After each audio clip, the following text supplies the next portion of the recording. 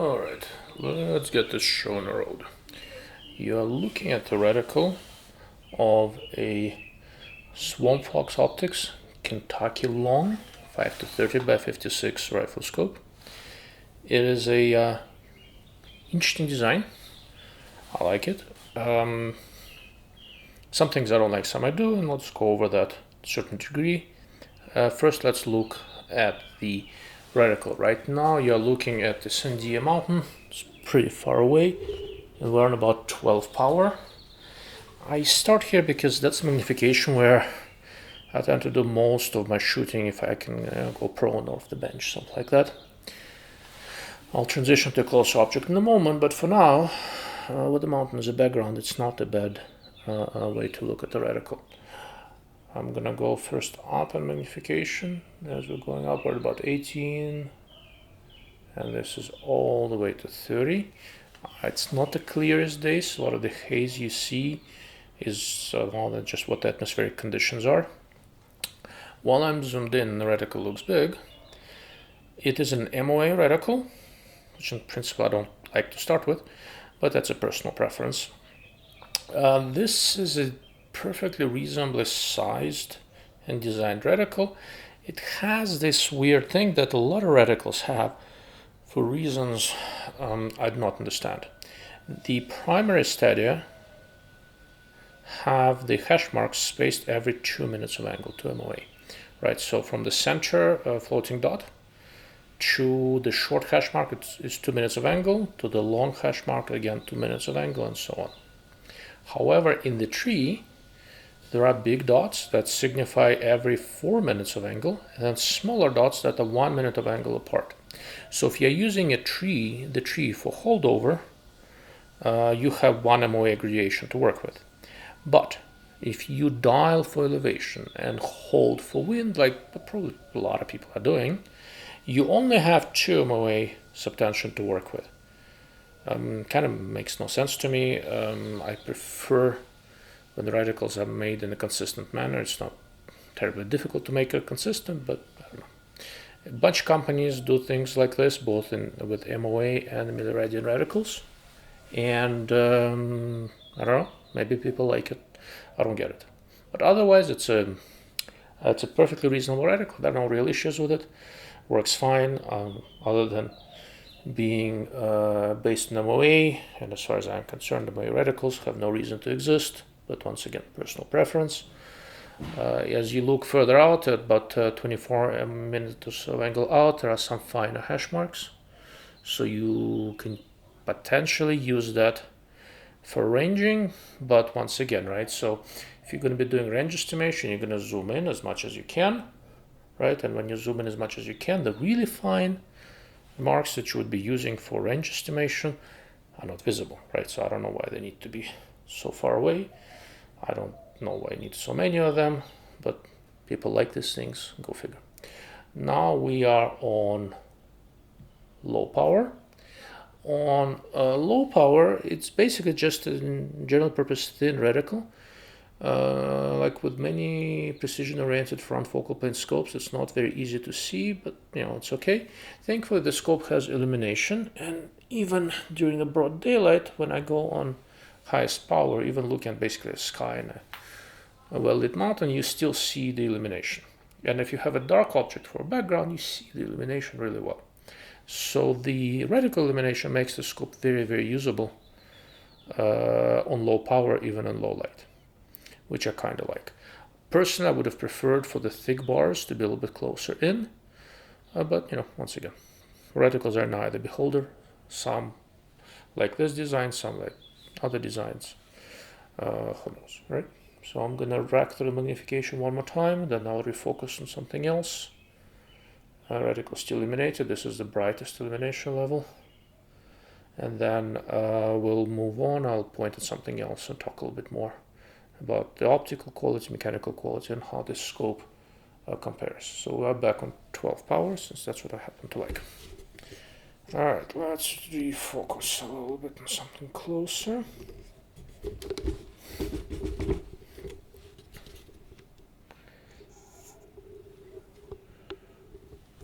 Okay, let's look over there. I will adjust sight focus momentarily. There's a bunch of light bulbs that one of my neighbors hung over there that I like looking at because it gives me something to see. They're about 100 yards away. I'm going to adjust parallax to about 100 yards. One of the nice things I found with this scope, oh, there's a little bird over there, that's something nice to see. One of the nice things I found with this scope is that the parallax is calibrated fairly well. The way I set up a camera behind the scope, it's a manual lens focused at infinity. And the eyepiece is set up for that, right? And then I adjust sight focus to bring the image, to make the image sharp. And the markings on the sight focus match the distance. I have a laser rangefinder, so I looked at the distance. It's almost exactly 100 yards away. And the sight focus is at 100 yards. That means that if you buy the scope, well, there's probably some variation. Basically, if you buy the scope and adjust the eyepiece properly to your eye, the sight focus markings will likely be pretty close. That is an indication of things done correctly. Okay. All right, let's see. Optically, I like this scope a lot at around $500, $550 or whatever it retails for. It's I don't think I've seen anything better, to be honest with you. Everything is done quite nicely. There are no real significant optical issues. There is some chromatic aberration. Okay, you just saw a person walk through the video, something I should probably mention. The rifle scope and a camera are mounted on a tripod. I'm not pointing guns at my neighbors, right? So I'm sure somebody's gonna point something out. No guns in the room. No guns anywhere near the scope when I'm doing this kind of through the scope videos. If it's done at the range, yeah, the gun is pointing at something. If it's done at my house, like this one, that means the scope is sitting on a tripod and there are no firearms pointing at anyone. Moving right along. Optically, the scope is very nice. There is very little chromatic aberration in the center. There's a little bit more toward the edges, but you kind of have to look for it. Right, when you're looking right now, what you're looking at, there are some fairly sharp edges and all that. That looks perfectly reasonable to me. Can't complain. Color accuracy is good. Resolution is quite nice. There's a little bit of a drop off as you go up to 30 power, but it's pretty minor. And honestly, most of the time, I don't really have atmospheric conditions where very high magnification really gives me all that much. I zoom up if I really need to look at something, sometimes for sighting in, that kind of thing. Most of the time I operate at lower magnification. All right. Now, the distortion is fairly well controlled, even when you go on low power, where generally distortion is more prominent. It's not bad at all. Depth of focus, you see this brick wall on the right. So it kind of gives you an idea of a reasonable depth of focus. The closest edge of the brick wall on the right of the image you see is about 60 yards away approximately, maybe 55. Need to laser it exactly. I lasered some portions of that roof, right? And the little red roof and the hanging light bulbs over there are 100 yards away. So depth of field is quite reasonable. There is some change in eye relief with the scope as you go between high and low magnification. Eye relief gets a little bit shorter at high power, and you can see that if you look at the field of view specs. The ratio between low and high fields of view is not 6, although the erector system is a 6-time erector, right? The eye relief changes a little bit, but it doesn't change enough to cause me problems. Partially because in low power it gets more forgiving. So when lined up behind a rifle, I did not have really any issues with having to reposition my eye or anything like that. Right? Low light has been good. There is a little bit of flare. The scope comes with a sunshade. Sunshade really helps, but that's not really unique to this scope. Most scopes benefit from a sunshade, but if you don't, there are people walking around there who shouldn't be looking at them. I'm gonna tilt this up a little bit so we'll look at something else. just being polite. And I'll turn off the reticle illumination. There we go. Okay. So what else can I show you? Weirdly, I like to look at roofs and stuff like that, simply because they give me some texture to look at. So there we go. They give me some texture to look at and gives me a really decent idea of what I can see in the image, looking at the dark slate roof and looking at the shades of gray and the lines between them. Weirdly, is a pretty decent representation of what you see. And in this case, I think I also have a bird sitting there, so I'm gonna zoom in and see if we can focus on the bird a little bit better.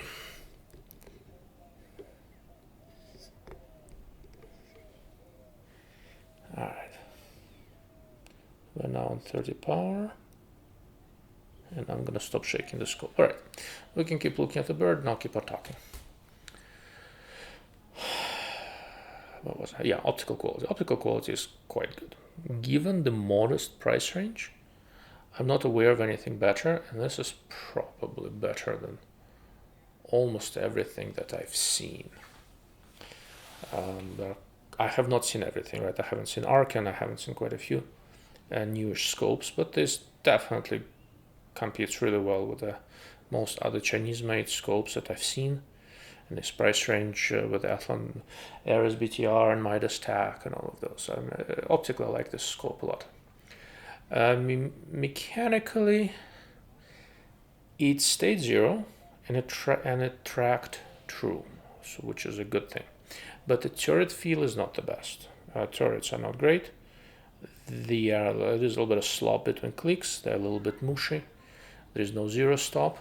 They do lock, which is very helpful. Right, when you're trying to reset the turret to zero, there's kind of this weird effect. It doesn't want to go into every position you want. It kind of wants to skip over a couple of clicks left or right. So you have to fiddle with it a little bit to reset it. But then it resets, goes into a space you just have to work at it a little bit. That by itself doesn't bother me very much, because resetting the turret to zero is something you don't generally do. Very much, but as I said, so the scope is robust, tracked fine, etc. But the turret feel did not impress me very much. Thankfully, the bulk of the shooting that I do with the reticle for the distances where I was using the scope, so it didn't bother me too much. But the turrets need a little bit of work. I know that that SwampFox is working on a milliradian version of this scope, and I think they will be doing some turret improvements as they go along. So I'll try to make sure I get my hands on one of those when they get here. Okay. To be clear, so are the turrets a showstopper? No, not by any means possible. I've seen much worse, and most importantly, the scope stays zeroed and the turrets track true, right? So that by itself is worth quite a lot to me. Okay. Competition. Gosh. Well, like I said, optically, I don't think there is really anything quite as good as this guy.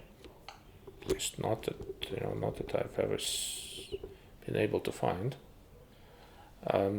It is really, really nice.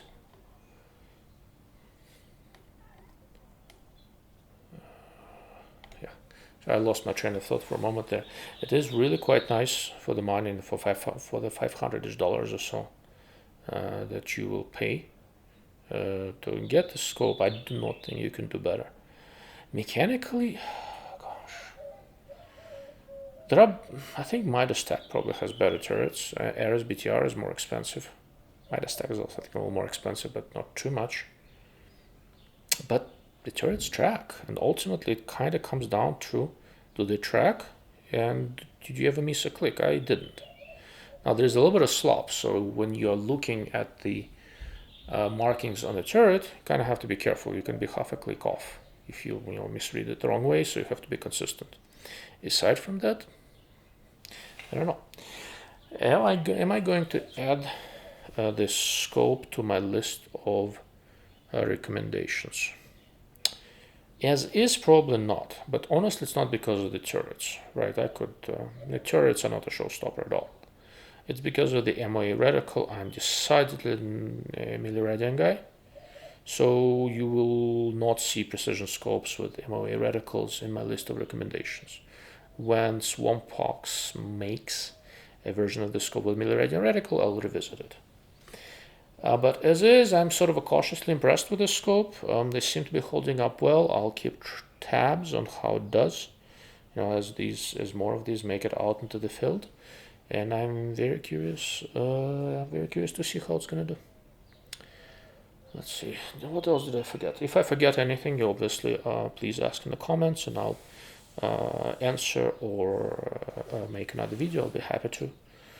If I mentioned, now reticle illumination. A couple more words about reticle illumination. The illumination is done exceptionally well. There is very little bleed, although there is always some. The dynamic range of the illumination is very good.